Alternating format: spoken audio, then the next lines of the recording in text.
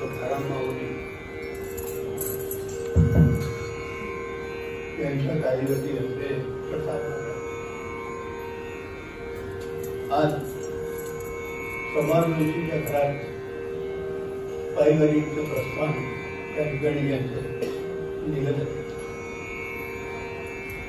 या पायवारीच्या असणाऱ्या पुण्यात आपल्याला सर्वांना सहभागी करून हे ज्यावेळेला पंढरपूरच्या वाटेवरती निघतात, सुखाची वाट हे आपल्याला दाखवतात. आणि आजच्या या अभंगामध्ये 6 अशा प्रकारचे अभंग आहेत. पहिल्यांदा मनाची ओढ ही पंढरपूरच्या वाटेला लागावी म्हणून जे मन इतर सर्व व्यापामध्ये गुंतलेलं असताना देखील पंढरपूरच्या असणाऱ्या वारीमध्ये बाकी ज्या असतील त्या यात्रा असतील, पण पंढरपूरची ही वारी, पंढरपूरला जाणे सदा एकदा असं म्हणत असताना एकदा जे जायचं आहे, मग दरवर्षाला का बरं? तर नवीन नवीन अशा प्रकारच्या असणाऱ्या सर्वांना ही पंढरपूरची भक्तीची वाट ही दाखवण्यासाठी परमपूज्य तुकाराम महाराज, त्यानंतर आजपर्यंत एक प्रसाद महाराजांपर्यंत वारीची या आख्यायिका या ठिकाणी आहे. पहिलाच जो अभंग आहे तो मनाच्या संकल्पाचा या ठिकाणी आहे. दुसऱ्या असणाऱ्या चरणामध्ये पंढरपूरचा असणारा आचार काय आहे, पंढरपूरला फक्त जायचं आणि काय करायचं याच्याकरता पंचकर्म अशा प्रकारचे दिलेले आचार आहेत. शुद्ध अशा प्रकारचा आचार, संतांची सेवा, महत्संग हा या ठिकाणी जो या ठिकाणी असायला येतो. नंतर त्या ठिकाणी आचारानंतर त्याने दिलेला आहे तो आपण जो केलेला निश्चय आहे, हा निश्चय पूर्ण होण्याकरता संतांची कृपा ही आपल्यावरती व्हावी याकरता त्याची सेवा ही या ठिकाणी आहे. ही सेवा इतकी आहे. आज आमचं महान अशा प्रकारचं पुण्य आहे की जन्मोजन्मी आम्ही बहुपुण्य केले, तेने आम्ही कृपा केली.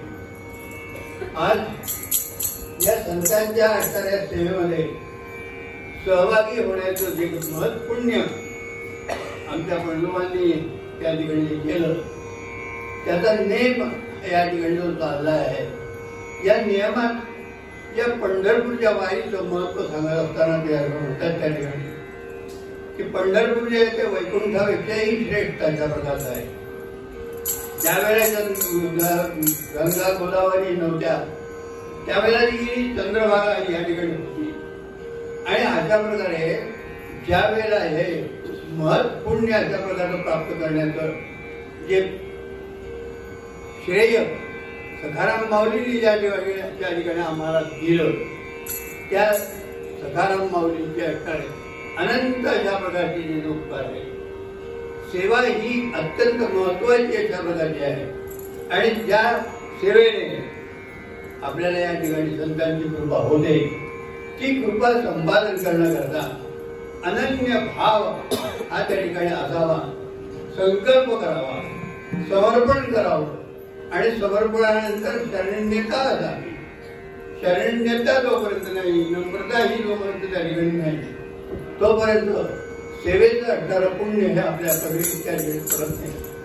पुण्य हे आपल्याला मिळालं का नाही, पाप झालं का नाही हे आपल्याला कळत नाही.